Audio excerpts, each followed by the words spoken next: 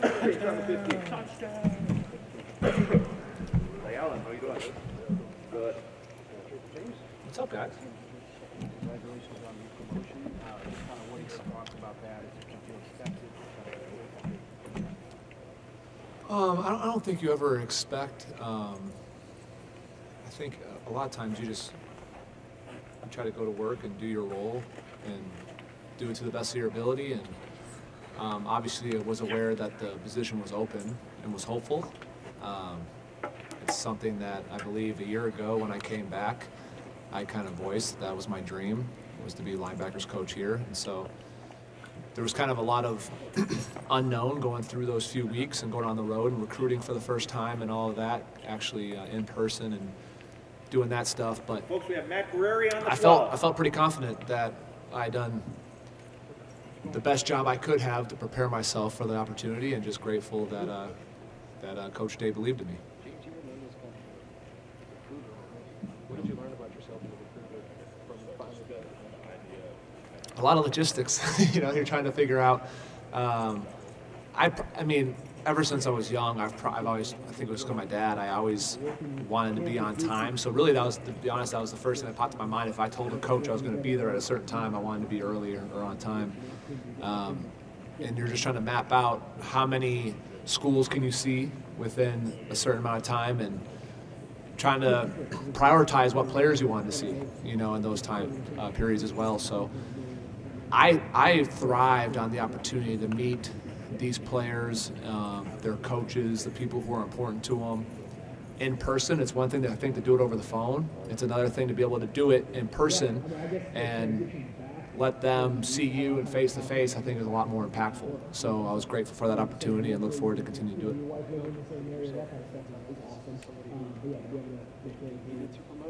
I hope so.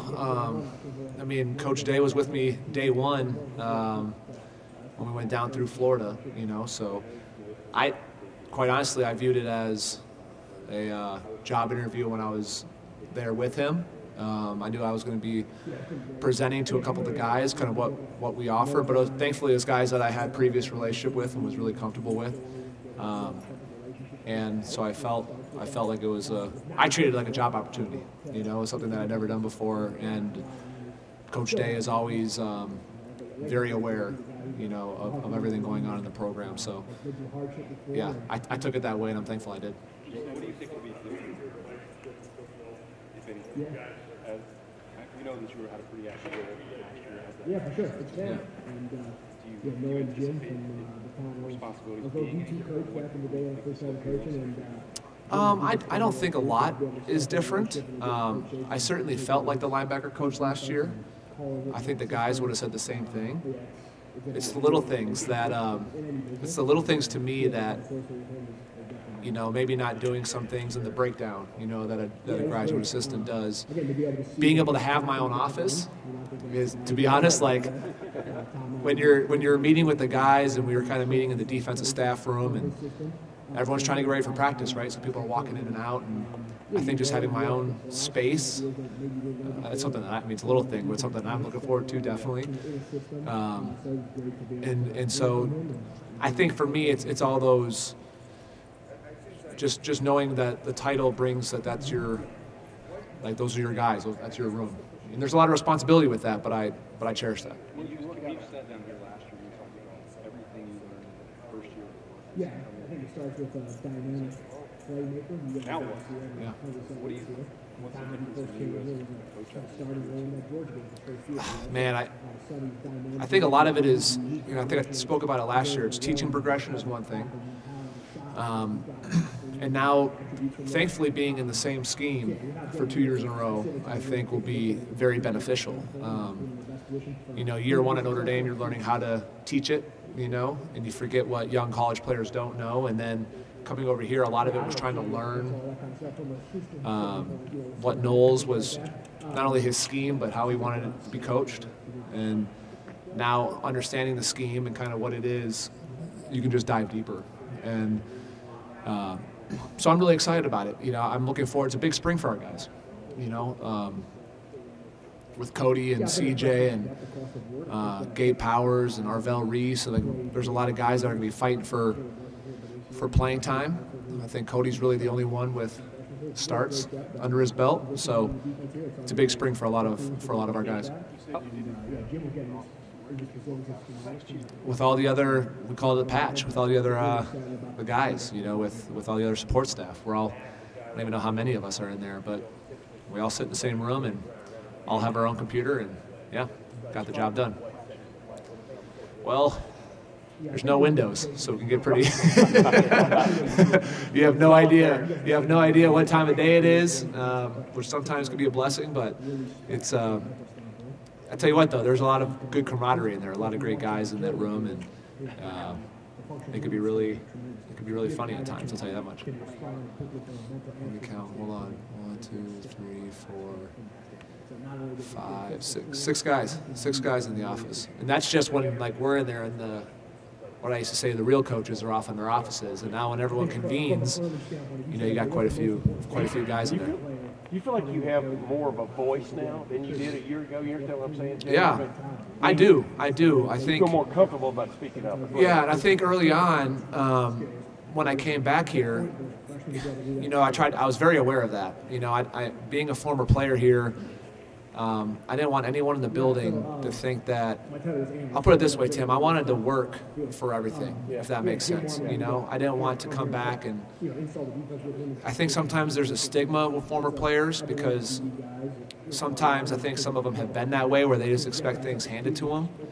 I didn't want that to be the case. I wanted to work for everything, and so a lot of times I would just absorb a lot of information. As the season went on, I felt a little more comfortable expressing stuff, but now that the title is what it is, I think, you got to speak up when you see things a certain way, and whether that's scheme-wise or technique, whatever it is. And look, I think a lot of times, last year I agreed with a lot of what we were doing. I think we had a lot of success on defense. So, like Austin pointed out a minute ago, I mean, these guys, they listened. They were impressed by you. What do you think you brought last year that you look back on, just in the play of linebacker or whatever, that you can put your finger on that maybe kind of impressed Ryan as much as your recruiting prowess? Well, I hope there's a certain intelligence that I brought. I've talked to Cody Simon about this, Tommy Steele, all those guys, but I think there's a certain way to go about preparing, not only for practicing, but for the game and how you see the game that is very unique. And so I try to bring a perspective.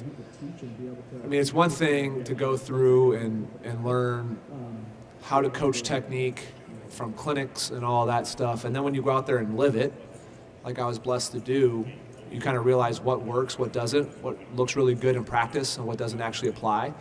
And I'm constantly trying to reevaluate what I'm teaching these guys, because there's a lot of things that I've been taught that I'm like, this doesn't work. And then there's certain things that will work for certain players and won't. There's certain skill sets that maybe a Gabe Powers has that CJ Hicks doesn't have, and vice versa, right? So you're always trying to cater your techniques to the room as a whole, but also to the individual. And I just think playing gives me a perspective of, I also know mentally and physically what these guys are going through. I know what plays are realistic to make and what aren't.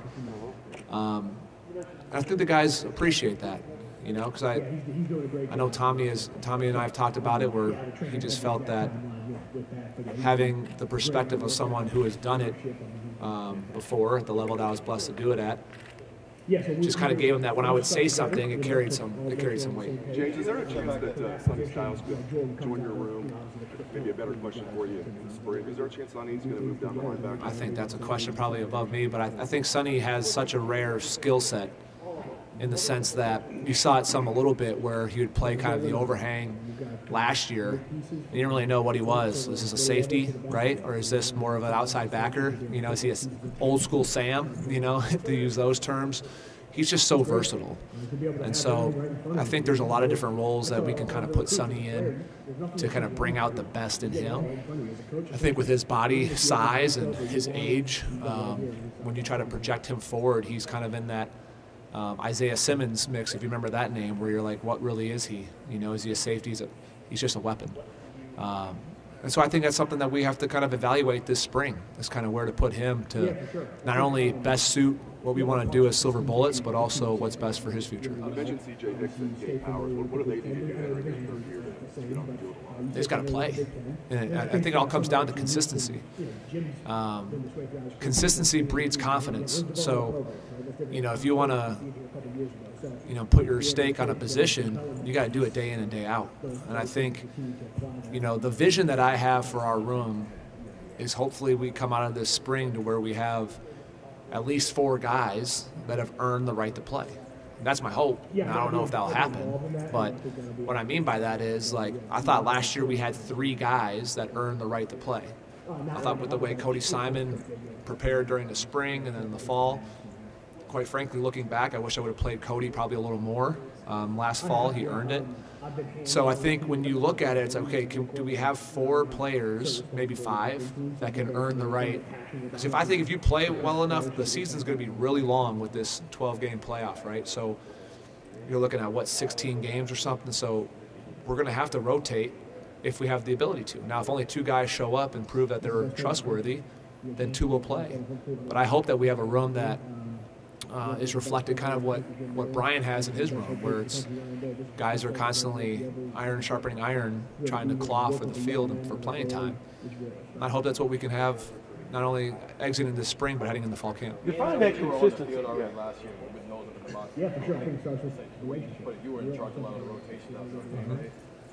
That being the first time you did it now, it's your job officially now. What you learned going through that process last year. Your job as a coach, the old station. Yeah, well, I'll tell you what, another thing I'm excited about when you're a full-time coach is not signaling. That's stressful, man, and obviously for big reason with a lot of the well-publicized stuff that kind of went on around signaling in our conference, I think it's very stressful. And when you're trying to come up you're talking about week after week changing signals, that took up a lot of your time.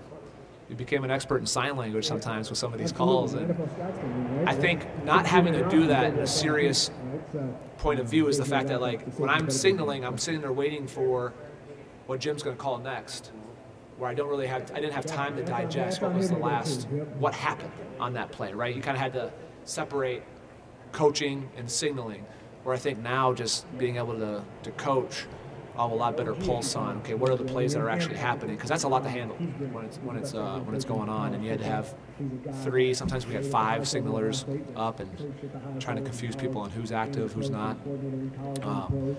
But I think also, this spring, for instance, you have to think about it, does Cody Simon need a lot of reps?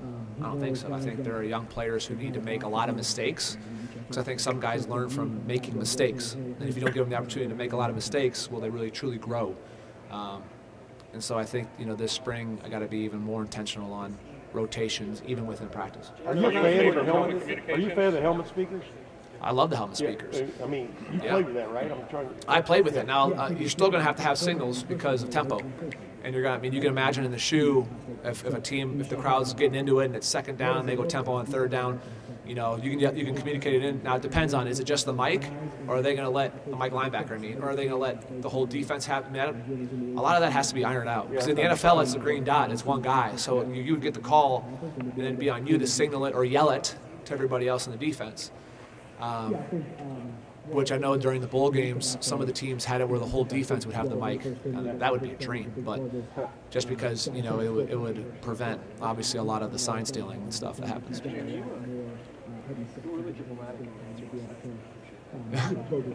you lobbying for him to move to your room? I think every coach in our defensive staff would lobby for Sonny to come to their room. I think he just has that. He has that versatility and that skill set. Is that kind of up to him and Mick at this point, or and then he shows up in the spring and you reevaluate what his size is, or how does that process look for you? I think it's a combination probably of everybody. I think it's probably Coach Knowles and Coach Day talking about, I think there's a balance of what's best for our defense and what's best for Sonny's future. He's a big human, and when you look at his body size, I think that he would excel, obviously, as a linebacker. I also think that he has a unique skill set to where he can play out in space like he did last year. So I think it's just trying to figure out, what does Sonny want to do? What do we think is best for the Buckeyes, and also with his future? I think the relationship period. Yeah. It's just a handshake, or to be able to have a deep relationship in there. I think that I think just consistency, to be honest with you. CJ has all the potential in the world. He does, and I think sometimes he's just got to cut it loose and go play. And I think honestly, I expect a big spring from CJ. I think with the way he has attacked this off-season workouts, the way he's carried himself, I expect him to take a jump. And look, for some guys, it's easy to come in right away and just go and play, and for some, it takes a little bit more development. But I think CJ's getting to a point where hopefully this spring there's a lot of growth, and maybe some of that will come with just the fact, hey, this position is for the taking, right? And I think some guys thrive on that, and we'll find out kind of how he reacts to it. But I'm a big fan of CJ Hicks. I always have been, because I think, like you said, he has such a raw and rare kind of skill set to where he can just physically, he has so many traits that you love, at the linebacker position. Yeah, Gabe looks good as well. And I think Gabe last year, I can't think of players. Cody Simon's definitely one, but Gabe Powers got significantly better from last spring all the way through the fall and into the winter. You know what I mean? So as the season went on, you would notice him kind of making plays in practice,